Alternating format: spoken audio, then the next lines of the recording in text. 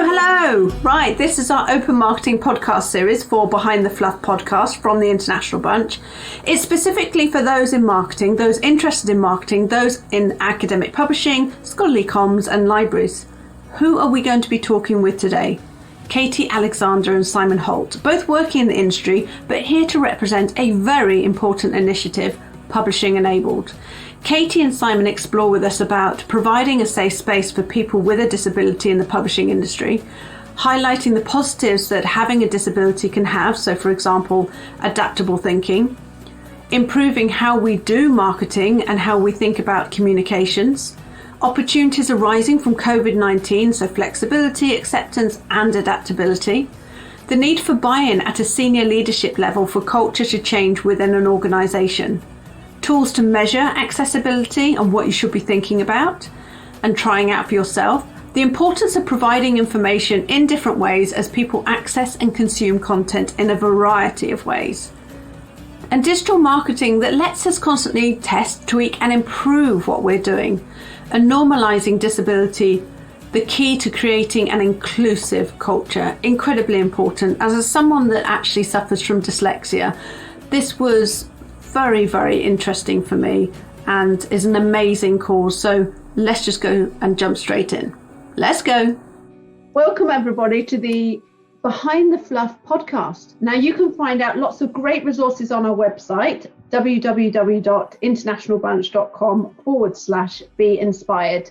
Now back in October, we ran a masterclass about incorporating inclusion into your communication strategy, which can be found on our YouTube channel, and we've got a link in the description. Now, Jason Climo, a fellow marketer and inclusion consultant, gave me some great advice for that masterclass, including about the social model of disability. Now, we've included, as I mentioned, a link to it in the description, so make sure that you check it out.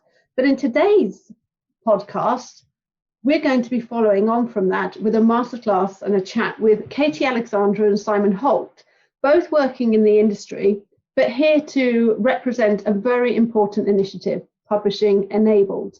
Now, Simon and Katy are going to provide valuable insights and perspectives to us as marketers to communicate better. So welcome, Simon and Katy. Hi, thanks for having us. Good to be here. Fantastic. Right, now, before we get started, I have one question for each of you, and something we ask everyone before we do a podcast. We have a campaign that we do every day, which is called #IntBunch Word of the Day. And we post a word of the day on our social channels. You can imagine doing 364 of those can be quite a task. So poor Yasmin, but she's been doing an amazing job. But what we'd love to know is, out of all the words in the world, Simon, what is your favourite word and what does it mean? My favourite word is laughter, because I think without laughter, the world is a pretty joyless place. And I think that it's one of those quite emotional words. Yeah. And I think that there are a few words actually that just have universal positivity, but I think that is one. And so I try and get even a little bit of laughter in every day, even throughout these strange Corona lockdown times. Absolutely. You don't go to you don't do some kind of laughter therapy, do you, where you just sit there and randomly start laughing? What, like in a kind of madcap laughs kind of way? Oh my goodness, just like I just did then, but yeah. People do that as a form of release, don't they? Yeah, I mean, people say to me that I have quite a distinctive laugh, so maybe you'll see that later on. Let's see how this pans out. If we get you laughing, that'd be awesome. Katy, what about yourself? I found this really difficult, but I think it's serendipity. So one, I just like the way it sounds, but also I'm a generally positive person, and I think I love this word because it conveys the kind of the beauty and the adventure that the small and big kind of chance occurrences can bring to life. And it's not just in life, but even in, I guess, if you think about just the industry we work in, it's all those unexpected discoveries that have just changed the world. Absolutely. Absolutely. Two brilliant words. So now, what I'd love to hear more about, and I know that the audience would as well, is talk to me more about Publishing Enabled. Why was it founded? I can go first on this.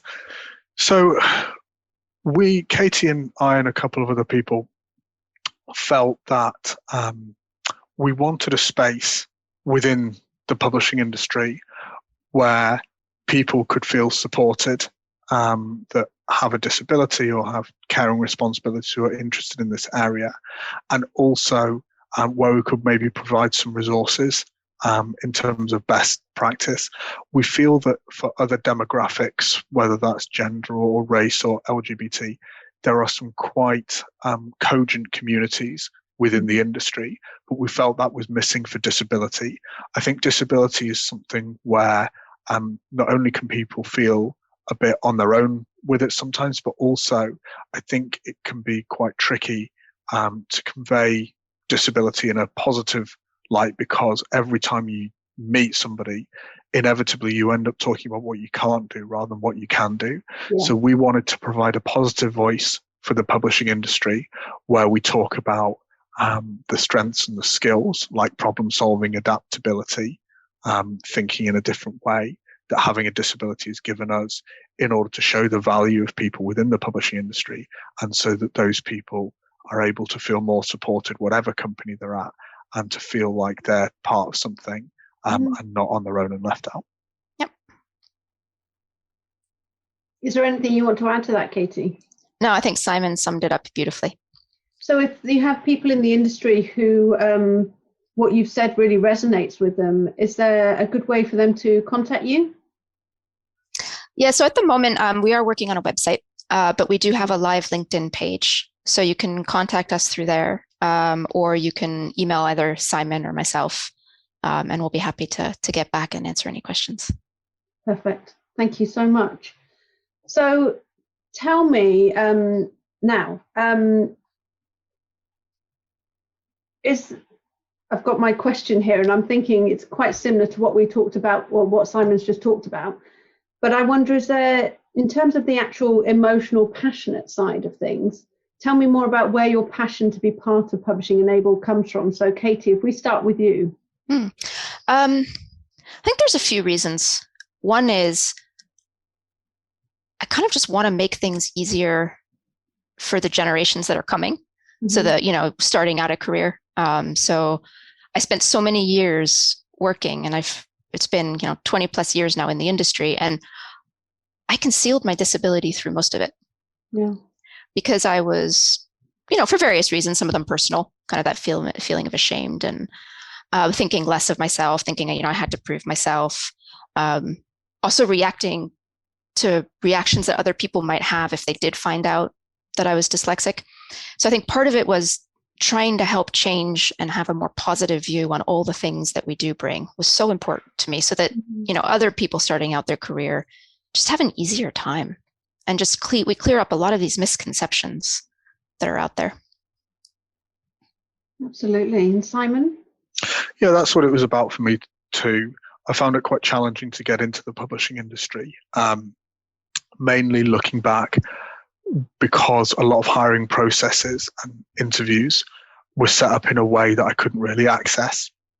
I'm visually impaired, so an example would be if we was applying for a job as something like an editorial assistant that didn't involve proofreading, you'd have a proofreading test to test kind of general publishing competence. Well, that's great if that's part of your job, but pretty irrelevant if you're not. And obviously, as someone who's visually impaired, that will be impossible for me. So I want to make it easier for the next generation. But also, as I've moved through my career, I realized that a lot of the things that I thought were weaknesses in terms of being having a disability actually were strengths. And the reason that I've been able to do things differently or been successful is not despite having a disability, it's because of having a disability. And actually, for me, I thought, well, hold on here, there is an opportunity not just for individuals, but for businesses to really make use of a talent pool that they're not taking advantage of. And therefore, I think that we have a role to play in educating people and maybe changing some of the stereotypes. Yeah, It's fantastic. So you have an article that you've done in Scholarly Kitchen, which we'll include a link to as well in the description. And it's a fantastic article.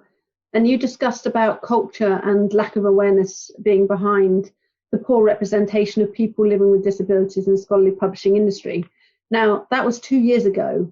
How have things changed, and what has been done to establish or even progress change? So that's one, I can't believe it's been 2 years. I know, right? It may be that the last 12 months are a bit of a blur. So it's kind of as time has stood still. And I don't know if it's because I'm looking for it now or more people are generally talking about it, but I do feel like there's more of a discussion happening around it. And I've seen more kind of EDI policies coming up where disability is a bit more of a focus. I think there's still a very long way to go. I think it's kind of just starting out. But I think, and hopefully I'm not just seeing things because I'm focusing on it more, but I do feel like there's a lot more discussion in the industry around disability within publishing. I'd agree with that. I think attitudes have changed a lot. Attitudes are changing from can't do to can do.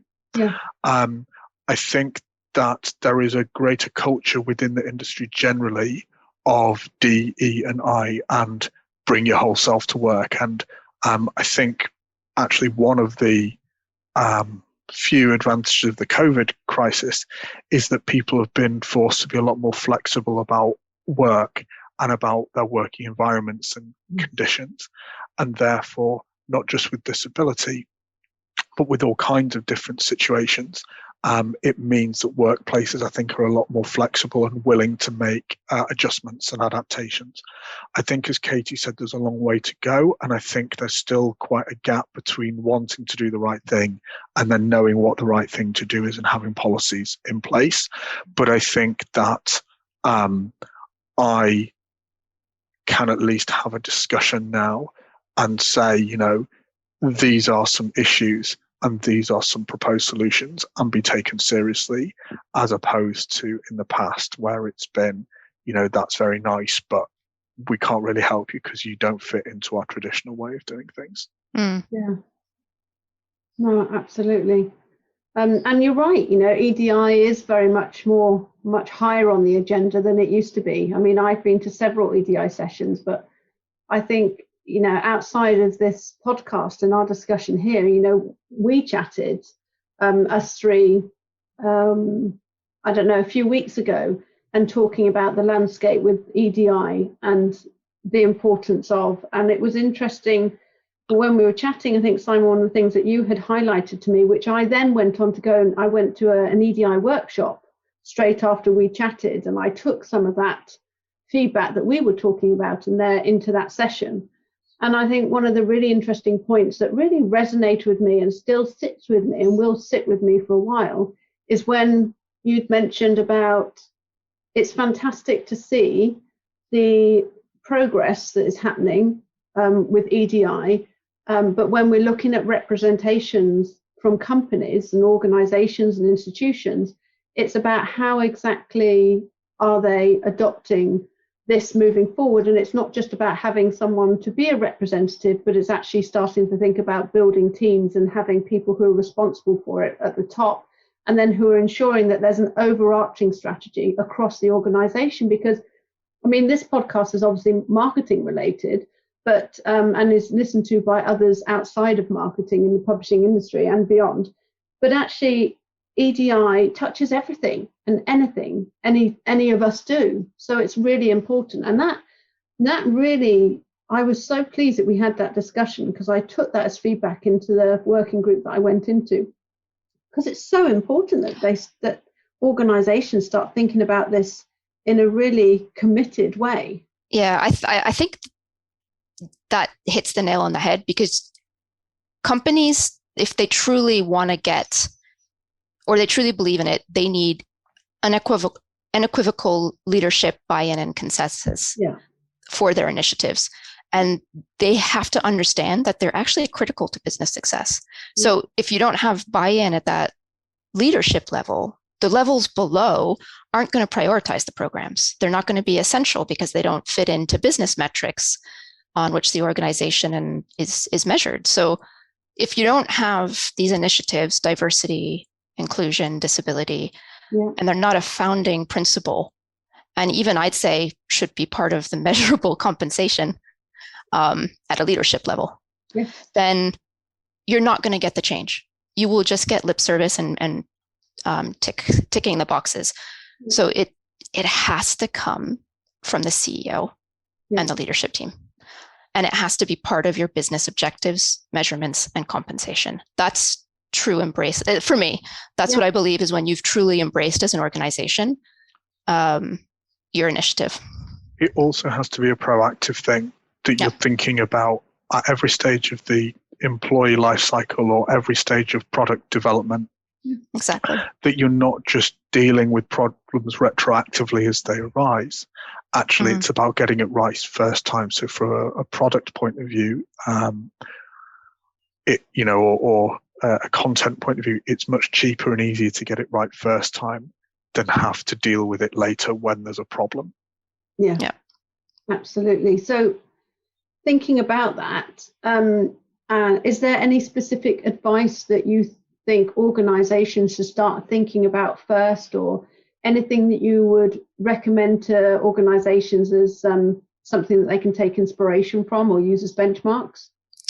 I mean, I would say it has to be at the CEO and senior leadership level, and it has to be part of your business success. And so, like Simon was saying, it has to be part of your product development. It has to be, if you make it part of your business, the critical kind of criteria for business success and compensation, you'll start to put it everywhere.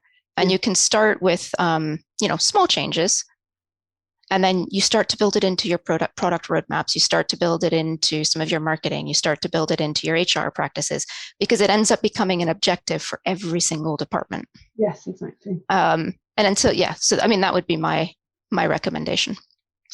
I think for me, we have to understand that accessibility more explicitly, also inclusive behaviors, but thinking about from a product point of view, obviously as a visually impaired person, accessibility is quite important. We have to stop treating it as a nice to have, and we have to start treating it as a compliance thing. There are free tools out there like the Wave tool, for example, that I'd really recommend, that is free and that does an accessibility review of any website or online material. I would recommend you use it. There's obviously guidelines, accessibility guidelines that are in place as well. And I think that far too often there are conversations like, well, we can either make it accessible or we could add a new feature. Well, actually, there's no point in having a new feature if a significant proportion of your users can't actually access the product that you're creating. Absolutely.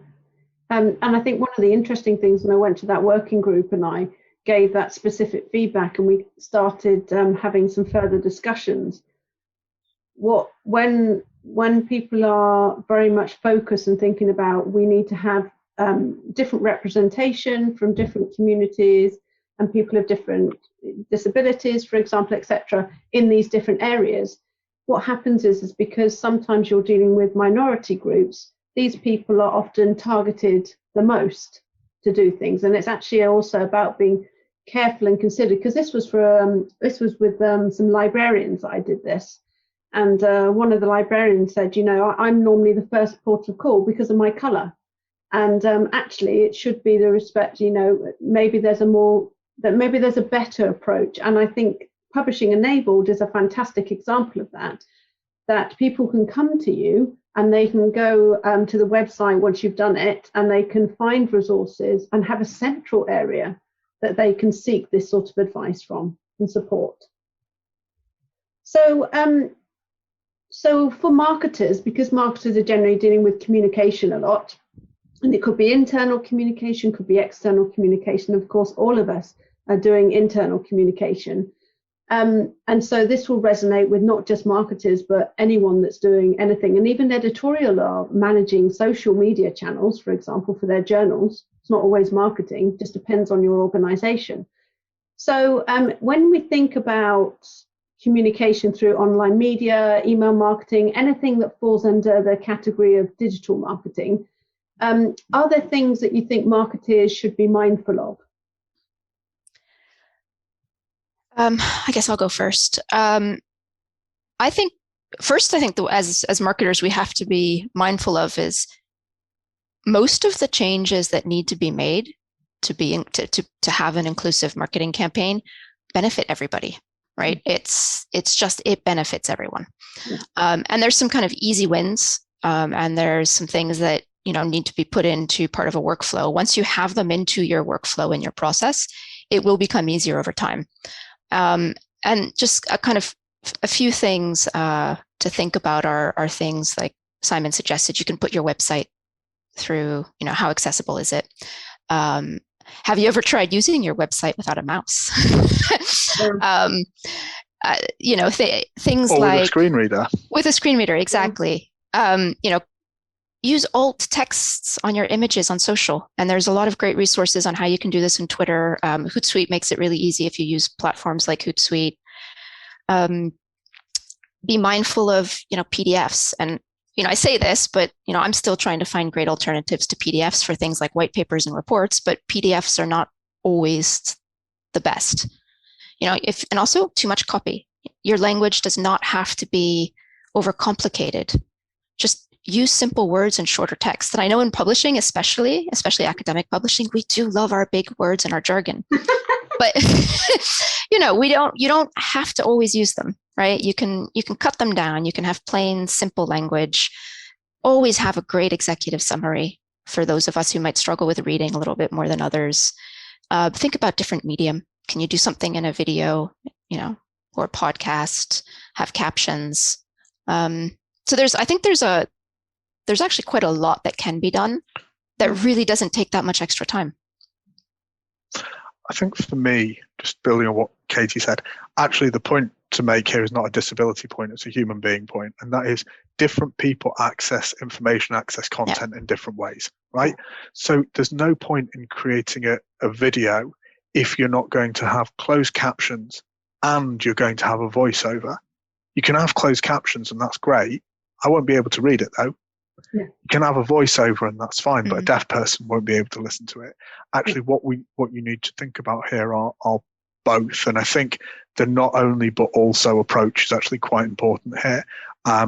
Thinking about the different ways that people access content. So for me, that's a screen reader. So it's quite important that content works with that. But for other people, they will access it visually, or as Casey said, prefer it in a more prescient format, etc. And so my kind of challenge to the people listening to this is just to think about how many different ways can you present this content to the reader, and that will give it the best opportunity of getting through. I agree. You'll reach more people because you're gonna. Which from a business perspective, if we even just take it down to pure business, it increases your potential customer pool. Yeah. So it's kind of a win-win. Yeah, absolutely. And some marketers will be thinking, oh my gosh, I'm so pressured that I've got to get this out by this date. And it's like, well, you're just going to have to start planning this in. But sorry to interrupt, but I think that's also why leadership is important, right? Like if it also becomes part of your workflow, and there's lots of areas in my daily marketing which I know I need to improve on from an accessibility point, but starting to make them just part of your process when you do something, in the end, it's fast, right? It just becomes something you do. But then there's also, that's where the leadership buy-in is important, because if you're going to do campaigns or launch a product, or if the accessibility is part of it and it's part of your business success criteria, that time will be built, the time to do it will be built in, and it's not that much extra time. And it's also sorry to butt in. It's also not just about people with disabilities. So if you add subtitles and closed captions, for example, that doesn't just help someone who's deaf. It also helps somebody for whom English isn't a first language, or it helps somebody for whom they don't understand an accent, or frankly, it just helps lots of people watching that on their commute in the days that we had commuting, or elsewhere where sound isn't an option. I think I read that for people between 18 and 25, two-thirds of videos are watched without any sound. Yeah, 80% in social media is watched without sound. Right. Yeah. So why would you want to miss out on that large percentage of your target audience? Yeah. But you see, even with the time pressure, so my point that I was going to make was people, may think, oh, well, actually, we've got enough technology to help us. And once you refine your process, it actually isn't as time intensive as you think. So you look at Zoom, for example, and Zoom, when you do a recording, it automatically does an audio version. It does your video version. And you can also, if you use a paid version, it will transcribe for you. With our webinars that we do now, I've started, I have the PowerPoint automatically doing my captions so that they're there on the screen because we stream live to YouTube. And even though, okay, sometimes it doesn't get my words, I can forgive it sometimes. It's just about thinking a bit more inclusively for everyone and not just doing it because you think you're ticking a box. But it's really important. I think it is, but it's also the long. One of the things that I often try to tell kind of marketing teams as well is, once it's part of your process, it'll go faster. Yeah. But you also have to think about it from long-term impact, because a lot of the big players like Google out there they constantly change their algorithms. They constantly kind of make tweaks. They're going more and more towards user-friendly, accessible criteria. So if your website, with the new changes, I think the Google page experience updates that are coming soon, alt text on your images, it's going to really drop you down if you don't have those, right? So all of these things, if you're trying to say, oh, it's going to take me time, just think about down the road when you have to go to a website and update thousands of alt text images. Now that's going to take time. So I think also, though, let not the perfect be the enemy of the good. Yeah. And one thing I want to say to the people who are watching this is, using Lou's example of the closed captioning, the automated closed captioning. Yeah, it doesn't get everything right, but it gets about 90% of the words right. And that means that somebody watching can access 90% more of that material than they couldn't before. And I think sometimes we're afraid to embrace these things because it's not absolutely perfect. Yeah. And my message is it's definitely much better than not doing anything at all. Yeah. I agree. I'll second that. You can adjust and change it, can't you? I mean, we live in an agile world now, and it's funny, Simon, that you say that. And what the trend that I'm seeing from different clients that I'm working with, it's not about putting out exceptional marketing anymore. It's about putting out good, solid marketing, but it's getting it out there and it's looking and measuring what you're doing and changing it. So it's not that perfectionist approach anymore. And I think, and we talked about this just before we started this, is that since being in a global pandemic, as a community, as a world, as a society, we're a lot more empathetic and sympathetic to the environments that we find ourselves in now, and of the people on a call and the distractions around. I was on a call earlier and someone's computer, like, it wobbled like that. So, Simon, I'm just wobbling my screen. And I said, and I didn't even notice. Really, I mean, I did in the back of my mind, but I didn't faze me. And she was like, "Oh, I'm so sorry, my screen wobbled, and because I'm leaning on the desk." Well, I didn't even notice, to be honest, because I don't even notice that stuff anymore. So I think that's an incredibly powerful point that you guys have just made.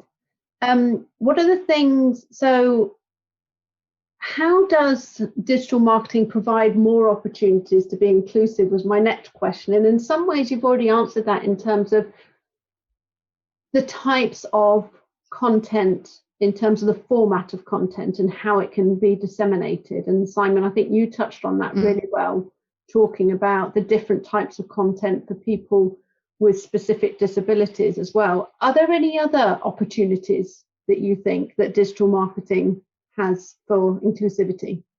I think you can test with more ease as well. So if you've done a campaign and it's not quite right, and I totally second Simon's, it doesn't need to be perfect.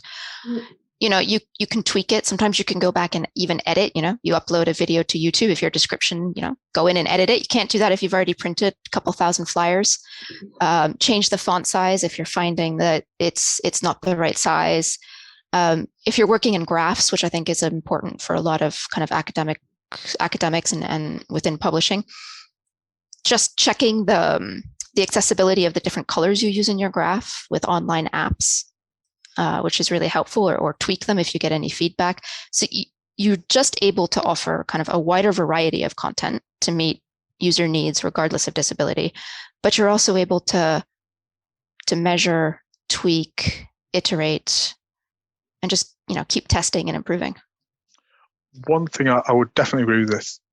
One thing I would say is think about contrast specifically, and think about that the colors that you have on your flyer or whatever may not be the colors that people are accessing the material in, because on their computer they might invert the colors, or they might have a different color scheme that they can see better. Now, how do you make that work? We make that work by having good contrast. Poor contrast means that nobody's reading the material.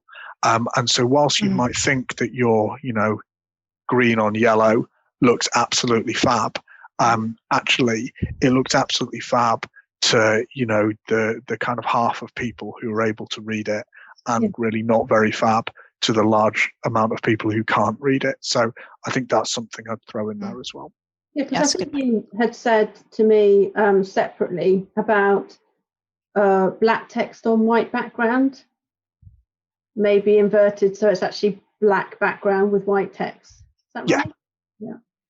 And actually, something else that you've mentioned to me, which I think is really worth talking about, is we've talked about in the past about imagery. And something I think you had said was like a default that people do when you're looking at disability is having an image of a person in a wheelchair. And I have done that with our YouTube, and which I've now changed.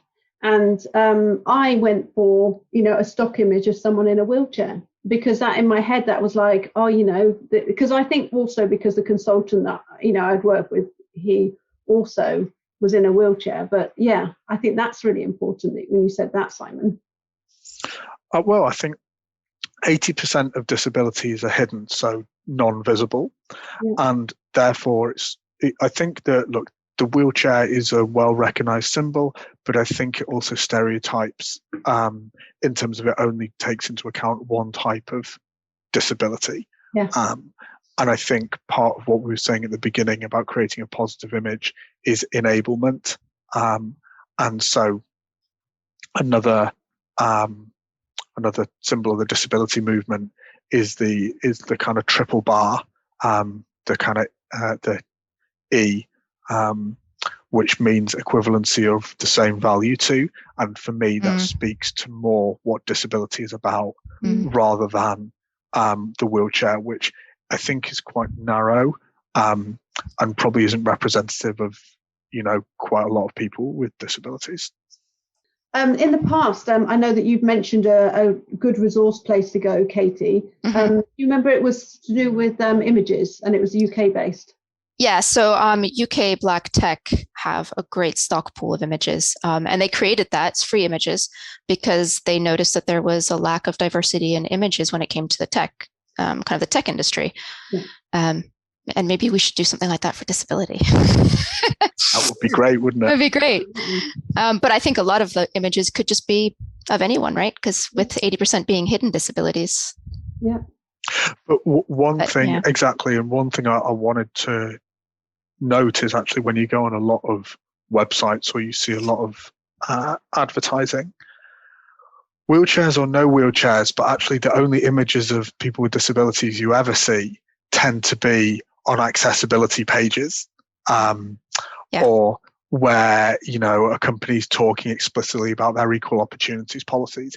Actually normalizing disability and inclusion of disability means that you have people with different disabilities, just the same as you would have people of different ethnic minorities, etc., all over your website. Yeah. Yeah, absolutely. I think that's an incredible point to make. And actually, I think there's a few things that we've discussed so far that people can have some takeaway from and start doing now. But I think that's probably one of the most important takeaways for me, is actually really mixing up and changing your imagery. And I think sometimes when I look at imagery and I see what marketeers are doing, a lot of it focuses on color, for example, and actually it's more than that. And when you look at EDI is so much more than that. And Katy, to go to the example of you talking about your dyslexia, that's something that just people aren't thinking about that side. They're thinking, it has to be, physically outside, just like what Simon was saying, or it has to be how you look. And actually physically outside is also about what people see if they're looking at you. So and I think a lot of it goes back even before you become a marketer, for when you're younger, and books are getting better, and games sadly have not really made much of an advancement, but you don't see the representation, especially for disability. You just don't see it. It's a real shame, because I think if we just started this from a young age as well, as you get older, you don't even have to think about it, because you'll just look for things in images without realizing it, right? Yeah. You'll want to make sure that you're kind of having more of representation because it's something you've always seen. So it's trying to change that behavior. Totally, it's normalization. I think it's important to remember at this point that according to the UN, 15% of people, of the working population, so that's people between 16 and 64, have a disability. So we're not talking about a small subset of the population here. We're talking about a really big subset, and a subset, frankly, that if you make the effort to appeal to them, they're probably more likely to engage with you, because we are probably, frankly, not really used to this. Yeah, absolutely. So we talked about digital marketing. Is there anything in addition on the print marketing side? I know that print marketing isn't as popular as it used to be, especially now. However, because we're all at home, when you get stuff through the post now, it's quite exciting, especially whatever it may be. But is there anything over and above what we've talked about on the digital side, because some of that can be applied to print materials, but you think that would be good to do for print marketing materials? So I think text size is important. One of my pet peeves is getting a flyer that's, a flyer, a poster, whatever it is, that's so covered in text that it hurts my brain. So, more white spaces, text size that's readable. And I think 12 point is like the absolute minimum recommended. So I think it's kind of thinking 12 point above is advisable. Italics can be really difficult, and I can only speak from dyslexia, but italics make it harder for someone with dyslexia to probably read. Color contrast as well in your flyers. I would even go down to even the type of paper, because sometimes the gloss on a paper can make it really hard to distinguish the letters. And I find that sometimes when reading, if there's a lot of text and the paper is glossy, it's harder for me to distinguish the shape of the letters. Yeah. So it takes me longer to read. So I'll read a book easier than I will a glossy flyer. Yeah.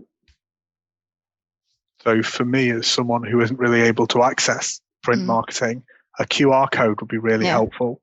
So if I get something I'm interested in, even if I can only read the headline, but I'd like to find out more about that, actually it would be great to be able just to scan the QR code and then be able to access it on my phone where I do have the text to speech. Yeah. And I think a lot of marketers in the West think QR codes kind of don't work so much. I think the pandemic has actually showed that they do, because, we're all scanning QR codes left, right, and center, but they work incredibly well in Asia. And there's some really great examples of how kind of, in South Korea and stuff, QR codes are they're used in really innovative ways. And I think it's something we could probably, I could learn from a marketing perspective. Yeah, very embedded in that culture. And also, I think with the last year that we've been through, certainly for those of us who are in the UK and have had to scan use QR codes whenever we've gone to certain places to tell a specific app, when we've been somewhere, and then be alerted if you've been near someone who's got COVID-19. That has made the use of QR codes a lot more normalized and a lot more, just normalized, really. A lot more every day. So we said there's no excuse not to use them, really. And also because there's better adoption and it's a way of measuring print material. Yes. As well. So, there's a plus there, looking at return on investment. Definitely. So through your many years of life, not that you're really old or anything, but, we've all had many years of life, more than a child, more than my 3-year-old. Can you think of any good or bad examples of communication? So anything that really stood out to you that you thought, they could do better? The things that you see that you go, whoop, whoop, or that just made you go, oh God, that's absolutely awful, and you have a cry. The ones that make me cry tend to be PowerPoint presentations. When there's too much text. So if I'm at a conference and there's a PowerPoint and it has just way too much text on it, it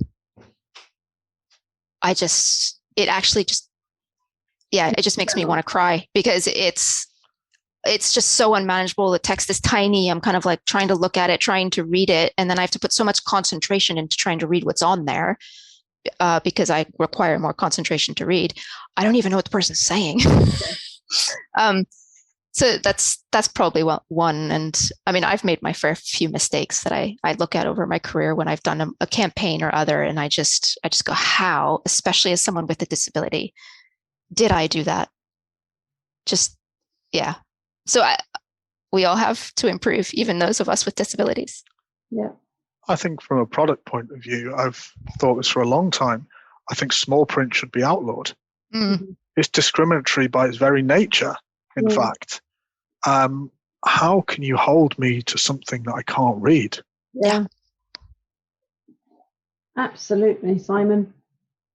And I think if we're talking about marketing, that would be an ask for me, in terms of marketing materials. Actually, why is the most important information buried in this tiny text, whether that's in print or online, that a significant proportion of your population, of your audience, can't even read? That wouldn't be stood for in other walks of life, I think, is all I can say about that. Yeah, absolutely. And Katy, going to your point about PowerPoint on screen, now I used to present a lot without much text on my screen, lots of visuals. Really, it was look at me. I'm going to talk to you about stuff. I'm here to, tell you whatever it is you need to know. And if you put lots of text on the screen, people read it, so they're not really paying you much attention. But then on the flip side, when we're thinking about those in Asia Pacific, for example, so those in China, when presenting to China, actually, they want you to have more text on the screen, because like Simon was talking about earlier, in terms of people not having English as the first language, they're going to want to be able to read what you're saying. And so it can be difficult, but then I think you just find a happy medium, don't you? And like you said, which I thought was really interesting, that the minimum point size you should be using for a font is 12.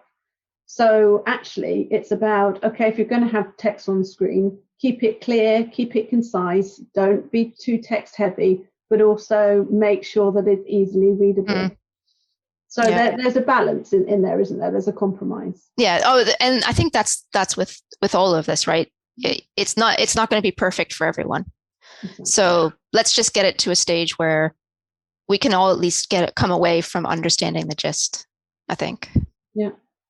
Now, one of the things that you mentioned, and I remember this, so many years ago when I was a junior marketeer at British Standards Institution, we had to do some testing. And they literally sat us in a room with different things, and they gave me this pad. So this was back in like 2003, I think. So I'm quite sure that technology has moved on since, but that may still exist. I think I looked it up last year to see if it does. And a different technology exists now, but I had this pad that literally it was, you're going to go through this web page and you've got to go to that link there and you've got to go through and follow wherever that link goes. So I was like, okay. And so this button acts as a tab. So I want you, the only thing that you've got to use is your head.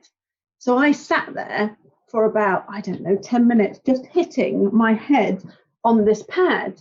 And the tabs, and when you just if you go onto your keyboard and you just press the tabs of all the things it was going on, it took me 10 minutes to get to where I needed to get to. It was ridiculous. And actually, when you're put in a situation or environment, or you have some kind of something taken away from you, even though you don't live in it, you do have a very short window into a situation and go, oh, so like Simon said at the beginning, have you tried using a screen reader? If not, do it, because then how do you really empathize, or how do you know? So I found that very impactful, and that was 2003, and we're coming up, we're 2021. So gosh, that's nearly 20 years ago. And that lives with me daily. I think about that. It's like it was yesterday. That's how impactful that was on me to do it. So what tools and exercises would you recommend people should try to get a sense of how accessible their communication or their content is, or even resources that can help us to communicate better? Yeah. So I think Simon mentioned a few when he talked about, putting your website through an accessibility rank, kind of to rank the accessibility and highlight the gaps. You can put any kind of graphs or images you use through some great apps. I think one is kind of called Data Wrapper. So if you're building kind of data graphs, and you can then see how it looks for different types of color blindness. So you can make sure that the colors you're using actually appear distinct, and you're not just, it's not just one mish of gray. And I say this because my husband's colorblind, so often we have this conversation. I usually just put something in front of him and say, how do you see this? He's my guinea pig. I think as well, screen readers are important. You could do, and I would recommend this for any product, whether you're testing for accessibility or not, but when you're launching a product, and marketing should be part of any kind of product development or launch strategy, outline, promotion, you usually do user testing. So if you're going out for user testing, and there's some pools of, there's some groups out there that'll kind of find users for you to test. One gap I found is, what if I want someone with a disability to test it? You can't find it. They don't have anyone in their pool. And you're just like, well, or very few. And it's like, well, that's not really helpful. So you need to also kind of think of it from all angles. And I think that's where different departments working together, so not just marketing in a silo, but marketing with product and kind of other departments, I think you can probably come up with some ways to achieve better accessibility. Yeah, so I think for me, there's three things that I would recommend. First of all, as Katy mentioned, the Wave tool. If you just Google Wave accessibility, that's a free tool that you can test a website on. Second and third are two Google Chrome add-ons. Again, they're free. So one is called Read Aloud, which is a text-to-speech reader, and the other one is called, it's called Reader View.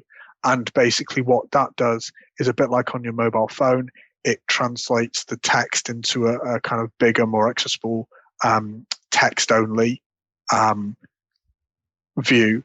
And what that will do is it will tell you whether this website is accessible not just to people who have visual impairments and can't read, but also to those people who need a more streamlined, standardized view of the website to get the information you need. Yeah. That's fantastic. Thank you so much. And actually, just while you were saying that, I was thinking to myself, we could do a video and actually test those to show people what exactly it is that they experience of that anyway. And I think that even if they don't try it themselves, if they've got a way of actually saying, oh wow, and then hopefully that would also encourage them if they haven't done it already, because I now want to go straight away and use this Wave accessibility tool and have a look at our website thinking, oh my goodness, how accessible are we really? I'm doing a podcast on this, so by the time this podcast comes out, I will have done this. I think you're not alone, right? Like, oh god, yeah. There are ways that I definitely need to improve my marketing as well. And there's all these little, and we constantly have to improve, because as technology gets better, things will, we can do more. It's easier to do it. So I think we're all in the same journey. So as long as we're moving forward and progressing exactly together and learning lessons from each other and sharing our experiences and lessons learned, then fantastic. So in terms of like those few things that we've talked about, is there anything that you would recommend to marketeers to be doing as the bare minimum? So like testing or legislation compliance, which should be done anyway and maybe done by a different department, or knowledge of the social model of disability. That was probably an amazing thing for me when I did that, when I learned about that, thinking about disability in a different way than a medical way. Anything that you think is a bare minimum, which it shouldn't be really, should it? But I mean, I think we've kind of touched, most of the stuff we've touched on is bare minimum. And it's all out there. You can go to Twitter and they give you, to make your tweet accessible, there's like 2 things you have to do. If you're doing a Facebook post, to make it accessible, there's like 1 or 2 things to do. And so I think it's just keeping abreast as well of the changes and the tools out there that are making all of this easier. And accessibility and disability inclusion in general is about little and often. Yes. It's not a kind of, we're going to spend a week sorting this out and then it's done.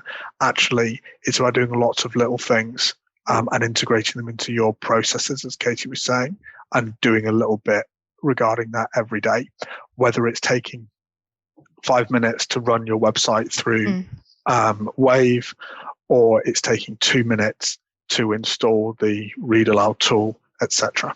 Thank you so much for taking the time to join us today. It has been incredibly insightful. Now, if you want to learn more about Publishing Enabled, we will make sure that when the website's live, the link will be available in all of our descriptions and blog posts, etc. This podcast is going to be available as a video on our YouTube and other video channels, as well as an audio file through our podcast service, which will be available on our website, theinternationalbunch.com. And there'll also be a transcription which will be available as a blog post. So to remember to also check out our masterclass link that I mentioned with other hints and tips. We are proactively now creating more accessible content, and we'll certainly be taking a lot of takeaways from today in what we should be doing. So you can get in touch with us at team@internationalbunch.com if you want to about anything. And then also if you want to be involved in one of these podcasts. So Simon, Katy, thank you so much. Thank you. Thanks for having us.